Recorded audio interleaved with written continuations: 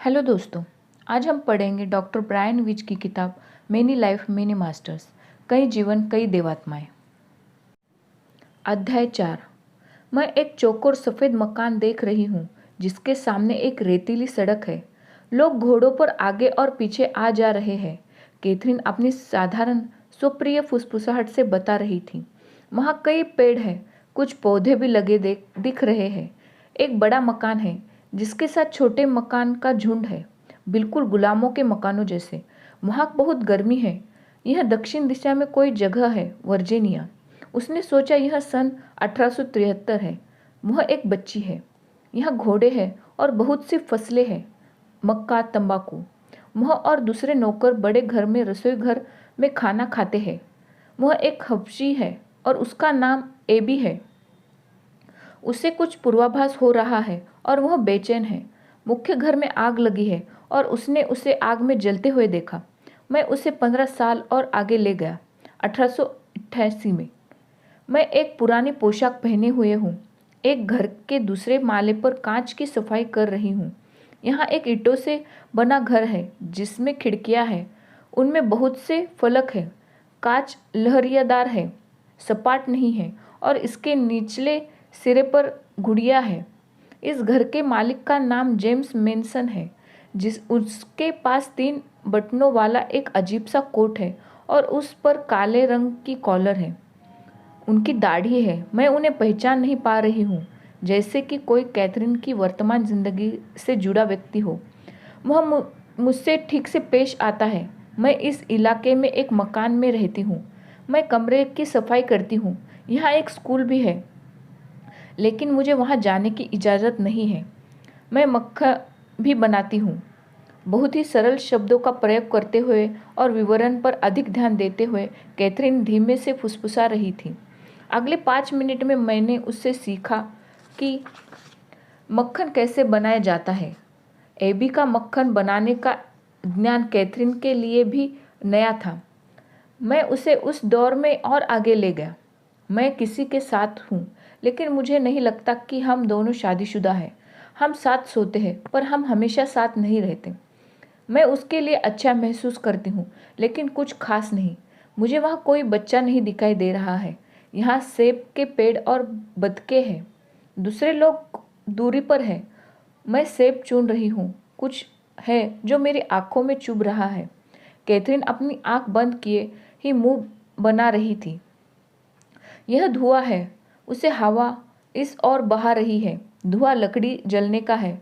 वे लोग लकड़ी के पीपे जला रहे हैं। अब वह खास रही थी।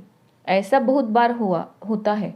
वे लोग लकड़ी के पीपे को पानी में सुरक्षित रखने के लिए काला कर रहे हैं, कोलदार से। पिछले सप्ताह के जोशीले सत्र के बाद मैं जीवन और मृत्यु के बीच की मध्यावस्था तक पहुंचने के लिए उत्सुक था। हम दोनों पहले ही उसके नौकर की तरह उसके जीवन काल में छानबीन में लगकर 90 मिनट गुजार चुके थे। मैंने इस दौरान बिस्तर बनाना, मक्खन और पीपे के बारे में जान लिया था। मैं एक और आध्यात्मिक पाठ के लिए लालचित था। अपना धैर्य छोड़ते हुए मैंने उसे मृत्यु की ओर बढ़ाया। सांस लेना कठिन है। मेरा वक्षस्थल बहुत दर्द कर रहा है। कैथरीन हाँफ रही थी, मानो उसे वाकई दर्द हो रहा हो। मेरे हृदय में पीड़ा हो रही है। वह तेजी से धड़क रहा है। मैं बहुत ठंडी हो गई हूँ। मेरा शरीर काँप रहा है। कैथरीन को भी सिरहन होने लगी। कमरे में कुछ लोग मौजूद हैं। मुझे कुछ पत्तियाँ चाय पीने को दे रहे हैं। इसकी गंध अजीब सी है। वे लोग मेरे वक्षस्थल पर लेप मल रहे हैं। बुखार, पर मुझे बहुत ठंड लग रही है। वह चुपचाप चिर निद्रा में चली गई। छत की ऊंचाई पर तैरते हुए उसकी आत्मा बिस्तर पर पड़े अपने शरीर को देख सकती थी। उम्र के 60वें दौर में एक छोटी निस्तेज महिला। उसकी आत्मा सिर्फ तैर रही थी कि कोई आएगा और उसकी मदद करेगा। वह उस दिव्य रोशनी से परिचित थी। वह खुद ही उसकी ओर बढ़ रही थी। रोशनी और चमकदार होती जा रही थी और ज्यादा प्रकाशवान। हमने मौन इंतजार किया। समय धीरे धीरे बीत रहा था। अचानक वह एक दूसरे जीवन काल में थी, एबी से हजारों साल पहले के जीवन काल में। कैथरीन धीमे से फुसफुसा रही थी। मुझे वह सारी लहसुन दिख रही है, एक खुले कमरे में लटकी हुई। मैं उसकी गंध सूंघ सकती हूँ। यह विश्वास किया जाता है कि लहसुन खून में बहुत से रोगों को नष्ट करती है और शरीर को शुद्ध करती है, लेकिन इसे आपको हर रोज़ लेना ज़रूरी होगा। लहसुन बाहर भी है, एक बगीचे के मुहाने पर। वहाँ कुछ और औषधियाँ भी है, अंजीर, खजूर और दूसरी जड़ी बूटियाँ। ये पौधे आपकी मदद करते हैं। मेरी माँ लहसुन और दूसरी जड़ी बूटियों खरीद रही है। मेरे घर में कोई बीमार है, वहाँ अजीब सी जड़ियाँ रखी है। उन जड़ियों को मुंह या कान या फिर किसी अन्य अंग में कुछ देर रखा जाता है। हमें बस अंदर रखना होता है। मैं दाढ़ी वाले एक बूढ़े को देख रही हूँ। वह गांव के उपचारों में से एक है। वह हमें बताता है कि क्या करना चाहिए। यहाँ किसी तरह का प्लेग फैला है, लोगों को मार रहा है। वे शवों का संपेलन नहीं कर रहे हैं, उन्हें बीमारी का डर है। मृतकों को ऐसे ही जमीन में दफन किया जा रहा है। लोग ऐसा करने से बिल्कुल खुश नहीं हैं। उन्हें लगता है कि इस तरह से आत्मा भटकती रहेगी। कैथरीन के मृत्यु उपरांत अनुभव से विपरीत। लेकिन बहुत से लोग मर चुके हैं, जानवर भी मर रहे हैं। पानी, बाढ़, लोग बाढ़ के कारण बीमार हो रहे हैं। उसे अभी अभी आभास हुआ है कि वह एक महामारी की बात कर रही है। मुझे भी पानी के कारण कोई बीमारी हुई है। इससे पेट में दर्द होता है। यह आंत और आमाशय से जुड़ी हुई बीमारी है। इसमें हमारे शरीर से बहुत सारा पानी बाहर निकल जाता है। मेरे शरीर से भी पानी निकल रहा है और उसकी पूर्ति के लिए मैं और पानी पी रही हूँ, लेकिन ऐसा करना ही हमें मार रहा है। मैं फिर से पानी पी रही हूँ। मैं अपनी माँ और भाइयों को देख रही हूँ। मेरे पिता पहले ही मर चुके हैं। मेरे भाई भी बहुत बीमार है। उस समय में और आगे ले जाने के पहले मैंने उस विराम दिया। उसे उसकी मौत और उसके बाद के जीवन के बारे में धारणा और उसमें बदलाव को लेकर मंत्रमुग्ध था। और फिर भी उसका मृत्यु का अनुभव बहुत एक रूपता लिए था, हर बार बिल्कुल एक जैसा। उसका एक जागृत हिस्सा मौत के समय उसके शरीर को छोड़ देता है और ऊपर तैरता रहता है और फिर एक अद्भुत ऊर्जामय प्रकाश की ओर खींचा चला जाता है। उसके बाद उसे इंतजार करना होगा कि कोई और आए और उसकी मदद करे। आत्मा अपने आप आगे बढ़ जाती है। शव संरक्षण, अंतिम संस्कार या ऐसी किसी अन्य प्रक्रिया का आत्मा से कोई लेना देना नहीं होता। यह एक स्वतः क्रिया है। इसमें किसी तरह की तैयारी की ज़रूरत नहीं होती। यह ऐसे होती है जैसे कोई खुले दरवाजे से होकर निकल जाए। ज़मीन सूखी और बंजर है। मुझे आसपास कोई पहाड़ भी नज़र नहीं आ रहा है, सिर्फ ज़मीन है, बहुत सपाट और सूखी। मेरे एक भाई की मौत हो चुकी है। मैं कुछ अच्छा महसूस कर रही हूँ, लेकिन दर्द अभी भी है। हालांकि वह बहुत ज़्यादा समय तक जी नहीं सकती। मैं एक घास भरे गद्दे पर लेटी हूँ, जिसके ऊपर एक खोल चढ़ी है। वह बहुत बीमार है और लहसुन की इतनी भी मात्रा या दूसरी जड़ी बूटियां मौत को रोक नहीं पा रही थी। जल्दी ही अपने शरीर के ऊपर तैरते हुए उसी परिचित प्रकाश की ओर खींच रही थी। वह धैर्य से किसी के आने का इंतजार कर रही थी। उसका सिर अपनी ही जगह पर एक दूसरी तरफ होने लगा, जैसे कि वह किसी दृश्य को जांच रही हो। इसकी आवाज़ भारी और तेज हो गई। उन्होंने मुझे बताया कि वहाँ बहुत से देवता है, क्योंकि हम सब में ईश्वर है। हमारे सभी के अंदर ईश्वर है। उसकी आवाज़ से भरदाने और संदेश के आध्यात्मिक स्वर से मैं पहचान गया था कि यह दो जीवन कालों के बीच की स्थिति है। इसके बाद उसने जो कहा वह मुझे लगभग स्तब्ध बना गया था। मैंने जैसे मेरे फेफड़ों से किसी ने हवा निकाल ली हो। आपके पिता यहाँ है, आपका बेटा भी है। वह एक छोटा सा बच्चा है।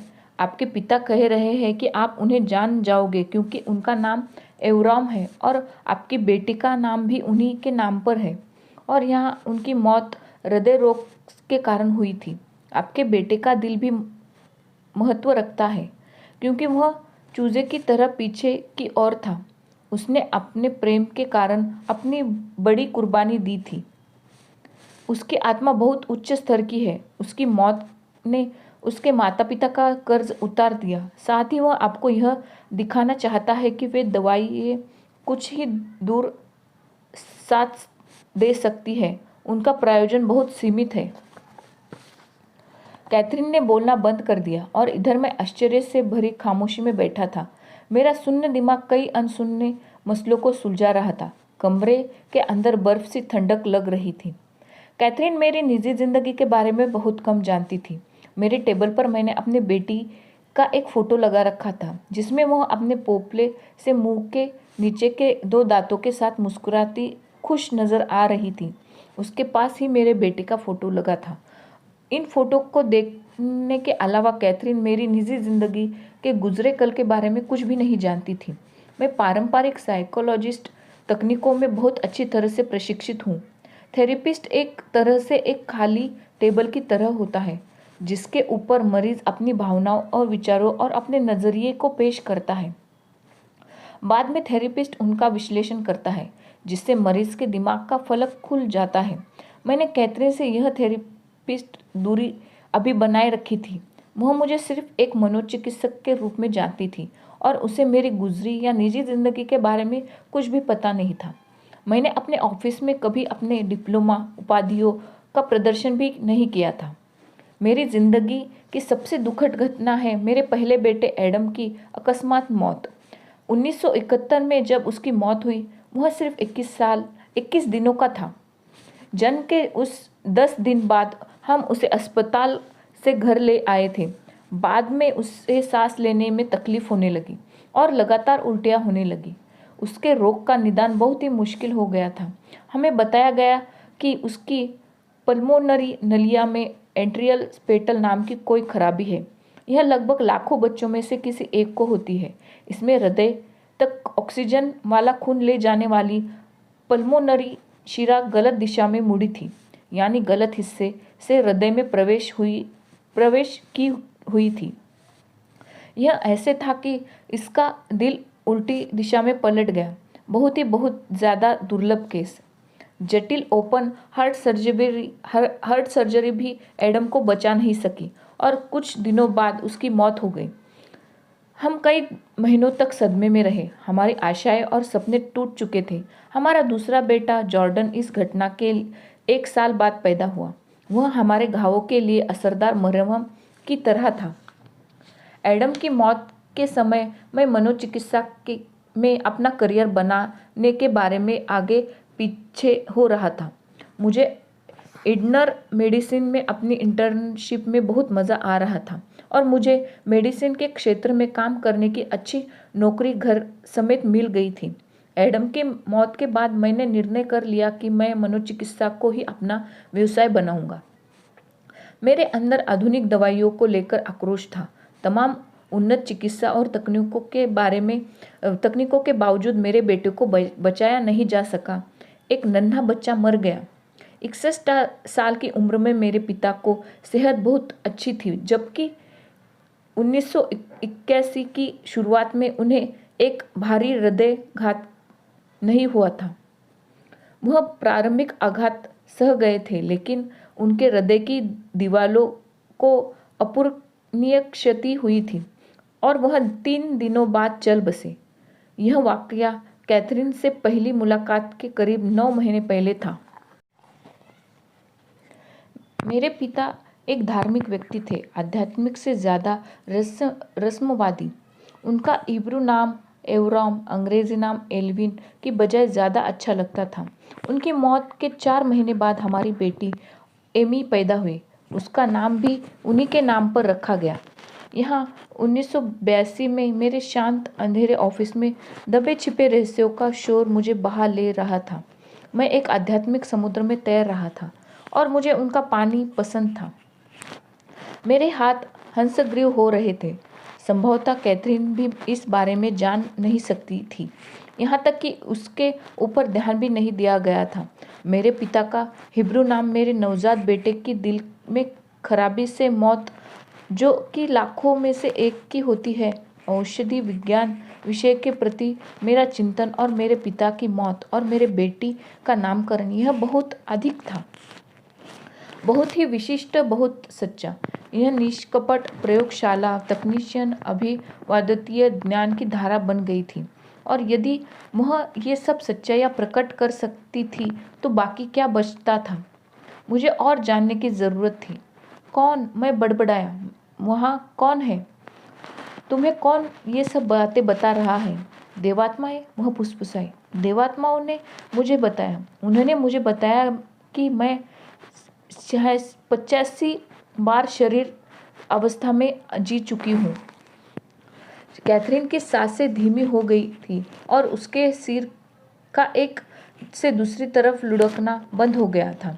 वह विश्राम कर रही थी। मैं आगे जाना चाहता था, लेकिन उसने जो कहा उसके निहितार्थ मेरा ध्यान भटका रहे थे। क्या सचमुच उसके 85 पूर्व जन्म हो चुके हैं? और देवात्माओं के बारे में क्या सच है? क्या वे हो सकती है? क्या हमारा जीवन उन आत्माओं द्वारा निर्देशित होता है जिनका कोई भौतिक शरीर नहीं होता, पर वे महाज्ञान की धारक होती है? क्या ईश्वर को पाने के कदम में क्या ऐसा वास्तव में है? उसने अभी अभी जो भी कुछ कहा, मुझे अब तक उस पर यकीन नहीं आ रहा था। फिर भी मैं विश्वास करने की कोशिश कर रहा था। अब मैं अपने लगातार बदलते प्रोग्रामों से उबर रहा था, लेकिन मेरा दिमाग, मेरा दिल और मेरा अंतर्मन यह जानता था कि वह सही थी। वह सच्चाइयाँ दिखा रही थी। और मेरे पिता व बेटे के बारे में क्या? एक तरह से वे अभी भी जीवित हैं। वास्तव में कभी मरे ही नहीं थे। उन्हें दफन किए जाने के वर्षों बाद भी वे तुम मुझसे बात करते हैं और बहुत ही गोपनीय जानकारियां देकर अपनी मौजूदगी को सिद्ध भी करते हैं। और जब सब कुछ सही था, क्या कैथरीन के कहे मुताबिक मेरा बेटा एक अति उन्नत आत्मा थी? क्या वह सच में हमारे यहाँ जन्म लेने को राजी था और बाद में हमारे कार्किक ऋणों को उतारने में मदद के साथ ही मुझे चिकित्सा और मानवता की शिक्षा देकर वह फिर से मनोचिकित्सा की ओर बढ़ाकर मात्र 23 दिन बाद मर भी गया? मुझे इन विचारों से बहुत प्रोत्साहन मिला। इस सिंहासन के नीचे मैंने अत्यधिक प्रेम को हिचकोलो लेते हुए स्वर्ग और धरती के बीच एकत्व व जुड़ाव की प्रबल भावना को अनुभव किया। मैंने अपने पिता और बेटे को खोया था। उन्हें फिर से सुनना एक सुखद अनुभव था। मेरा जीवन अब पहले जैसा बिल्कुल नहीं रहेगा। कोई एक हाथ नीचे आया और मेरी बाकी जीवन को पूरी तरह से बदल कर चला गया। मेरी सारी पढ़ाई, जो कि बहुत सावधानी भरी छानबीन और संदेहवादी तटस्थता से भरी थी, धरी की धरी रह गई। कैथरीन की स्मृतियाँ और उसके संदेश सच्चे थे। उसके अनुभवों की शुद्धता को लेकर मेरा अंतर्बोध भी सही था। मेरे पास तथ्य थे, मेरे पास प्रमाण थे। हालांकि उस बहुत तात्कालिक आनंद और समझ में, यहाँ तक कि उस रहस्यमय अनुभव में, मेरे दिमाग का पुराने व परिचित के आधार पर संदेह करने वाला हिस्सा सवाल उठा रहा था। संभवतः यह सिर्फ एक अतीन्द्रिय धारणा या कोई दिमागी क्षमता थी। इसे एक क्षमता भी मान ले तो पूर्व जन्म को जीवात्माओं का अस्तित्व सिद्ध नहीं करती। हालांकि इस बारे में बेहतर जानता है। वैज्ञानिक साहित्य में ऐसे हजारों मामले दर्ज किए हुए हैं, खासकर उन बच्चों के जो कि ऐसे विदेशी भाषा बोल सकते हैं जिससे उनका सामना कभी नहीं हुआ। शरीर पर जन्म चिन्ह के रूप में पुनर्जन्म के घाव वाले बच्चे, और कुछ ऐसे जिन्हें पता होता है कि दशकों या सदियों पहले उन्होंने हजारों मील दूर कहीं खजाना छिपाया गया था। ये सभी कैथरीन के संदेशों के साथ सुर में सुर मिलाते हैं। मैं कैथरीन के चरित्र और उसके दिमाग को समझ चुका था। मैं जानता था कि वह क्या है और क्या नहीं है। नहीं, मेरा दिमाग इस बार मुझे बेवकूफ़ नहीं बना सकता। यह प्रमाण बहुत शक्तिशाली और अभिभूत कर देने वाला था। वह सच्चा था। जैसे जैसे हमारे सत्र आगे बढ़ रहे थे, वह ज़्यादा से ज़्यादा प्रमाण दे रही थी। किसी समय में जैसे जैसे हम आगे बढ़ते जाएंगे, मैं उस सत्र के तात्कालिक प्रभाव और शक्ति को भूल जाऊंगा। किसी समय में मैं फिर से रोज़मर्रा के जीवन की व्यस्तता में लौट जाऊंगा। सामान्य बातों को लेकर चिंता करने लगूंगा। संदेह सतह पर होंगे, पर यह मेरे दिमाग में ऐसे होगा यदि वह पुराने तरीकों, विश्वासों और संदेहों की ओर प्रवृत्त हो जाए। लेकिन जब मैं खुद को यह याद दिलाऊंगा कि ऐसा सचमुच हुआ है, मैंने सराहना की। बिना व्यक्तिगत अनुभव के इन धारणाओं पर भरोसा करना कितना कठिन होता है। भावना से जुड़े विश्वास को बौद्धिक समझ के साथ जोड़ने के लिए अनुभव जरूरी होते हैं। लेकिन अनुभवों का असर कुछ अंश तक हमेशा धुंधला हो जाता है। पहली बार मैं यह समझ नहीं पाया था कि मैं इतना ज़्यादा क्यों बदल रहा हूँ। मैं जानता हूँ कि मैं बहुत शांत और धैर्यवान बन गया और दूसरे मुझे कह रहे हैं कि मैं इतना शांत दिखता हूँ, मैं कितना जिंदा दिल और खुश दिखाई देता हूँ। मुझे अपने जीवन से ज़्यादा आशा है, खुशी, उद्देश्य और संतुष्टि मिलने लगी। मुझे यह स्पष्ट हो गया था कि मैंने मौत का डर खो दिया है। मैं अपनी मौत या अस्तित्वहीन होने को लेकर डरा नहीं था। दूसरों को खोने या मेरा डर भी अब कम हो गया। हालांकि मैं उन्हें निश्चित रूप से नहीं मिलूंगा। वाकई मरने का डर कितना शक्तिशाली होता है। लोग इस डर को दूर करने के लिए बड़ी दूर तक जाते हैं। अधेड़ उम्र की समस्याएं, युवाओं के साथ संबंध, कॉस्मेटिक सर्जरी, व्यायाम की सनक, भौतिक वस्तुओं का संग्रह, अपना नाम चलाने के लिए पीढ़ियों दर पीढ़ियां पैदा करते जाना, ज़्यादा जवान दिखने का प्रयत्न करना और ऐसा ही बहुत कुछ। हम भयभीत होकर अपनी ही मौत को लेकर चिंतित हैं और कभी कभी इतने ज़्यादा परेशान हो जाते हैं कि अपने ही जीवन के असली उद्देश्यों को भूल जाते हैं। मेरी सनक भरी उलझन भी थोड़ी कम हो गई। मुझे हर समय नियंत्रित रहने की ज़रूरत भी नहीं रही। हालांकि मैं थोड़ा कम गंभीर बनने की कोशिश कर रहा था, पर यह रूपांतर मेरे लिए मुश्किल भरा था। मुझे अब भी बहुत कुछ सीखने की ज़रूरत थी। निश्चित रूप से मेरा मन अब संभावनाओं के लिए खुला था। इसके बार बार होने के लिए भी कैथरीन जो बता रही थी वास्तविक था। मेरे पिता और बच्चे के बारे में जो अविश्वसनीय जानकारी पता चली थी, वह किसी सामान्य तरीके से पाना असंभव था। उसका ज्ञान और क्षमताएं सिद्ध करते थे कि उसमें एक श्रेष्ठतम आध्यात्मिक शक्ति है। इससे उस पर भरोसा करने का मन होता था, लेकिन प्रचलित साहित्य में जो कुछ पढ़ा था उसे लेकर मैं अभी भी अविश्वास और संदेह में था। अतीन्द्रिय घटना, मृत्यु के बाद जीवन और अन्य आश्चर्यजनक असाधारण घटनाओं के बारे में बताने वाले ये लोग कौन हैं? क्या वे अवलोकन और मूल्यांकन की वैज्ञानिक पद्धति से प्रशिक्षित है? कैथरीन के साथ मेरे आश्चर्यजनक और अभिभूत कर देने वाला अनुभव के बावजूद मैं जानता था कि मेरा नैसर्गिक आलोचन दिमाग हर एक नए तथ्य की बारीकी से जांच कर रहा था। मैंने यह चेक करने के लिए उसकी परख की थी कि हर एक सत्र के लिए बनाए गए साँचे में वह ठीक बैठती है या नहीं। मैंने उसका हर एक कोण से वैज्ञानिक सूक्ष्मदर्शी द्वारा प्रशिक्षण किया और तभी मैं नकार नहीं पाया कि वह ढांचा वहाँ पहले से ही विद्यमान था। यहाँ पर हमारा अध्याय समाप्त होता है। मिलते हैं हम अपने अगले अध्याय में। नमस्कार।